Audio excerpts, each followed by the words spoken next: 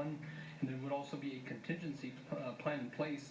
I'm hoping that we get the entire $69 million this year, but if that's not the case, that we have a contingency plan in place to get the additional $19 million that is needed for the art project, and also to discuss and let the community know.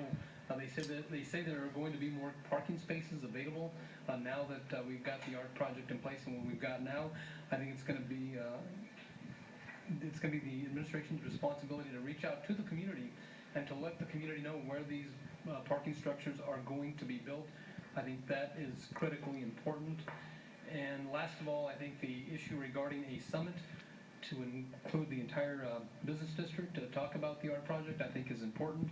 I know right now, today, they announced the starting of the art project, but I think it's still important that we involve the community, and especially having a big summit and involving the community. We had the summit on Albuquerque's west side with the Albuquerque-Bernalillo County Water Utility Authority. It was very contentious, but a lot of good things have already happened since then. Now there are the signage for the businesses. It says access to Monte Carlo, access to Burlington's, access to Conn's, access to Bob's Burger. Basically just had business access in a bunch of barrels. Nobody basically didn't know where to go. So a lot of good things happened with this discussion, although there was controversy involving this meeting. But I think we've got to involve the community. That's going to be the most important thing that we do, and that we minimize the impact as much as possible during the construction phase and also after the construction phase. I know that the design only calls for certain left-hand turns. I've met with Congresswoman Michelle Lujan Gresham. I've also talked to Senator Heinrich's office. I know that Councilor Benton has been in conversations with Heinrich's office, and we've got to keep those dialogues open. When Congresswoman Michelle Lujan Gresham went back to session, she said that was going to be on her call to work closely with the FTA to see what we could do to make sure that we are accommodating the business community. But I feel this bill is important because dialogue must be open.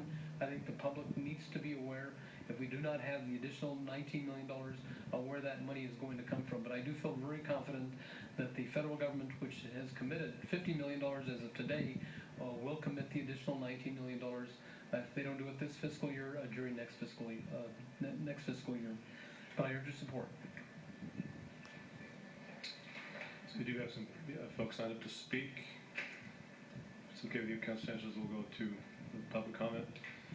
That's fine. At this point. So first is Gary Eister, Susan Mitchie, Govinda Haynes, and then Veronica Salinas. Apologize if I didn't pronounce your name correctly. You did it. You got it. Good evening, councilors. It's been good to be here. I've learned a lot tonight. Last time I was here, and with some of my friends from Nob Hill, you graciously granted us a proclamation to make February 7th Nob Hill's 100 Day in Albuquerque, and we've celebrated our 100th birthday all year, and we really appreciate, Councilor Davis, your constant support for those celebrations. We take our historic character in Nob Hill very seriously, and something came up in that respect that may tie into budget. When we first saw the design for the art stations, we were concerned of whether they would impact our historic character in our commercial district. The 23-foot kind of mountain peak fabric design, we didn't know if it did or not. So we asked ART, and they got a meeting with us and with the State Historic Preservation Officer, and we got together, I think it was in December. And after that meeting, the SHPO said to all of us in an email that the principal character that should be preserved in Nob Hill's historic character is the scale, and the stations should reflect the scale. And most of our buildings in the most historic part are about 15 feet tall, 1 story high, and these stations are 23.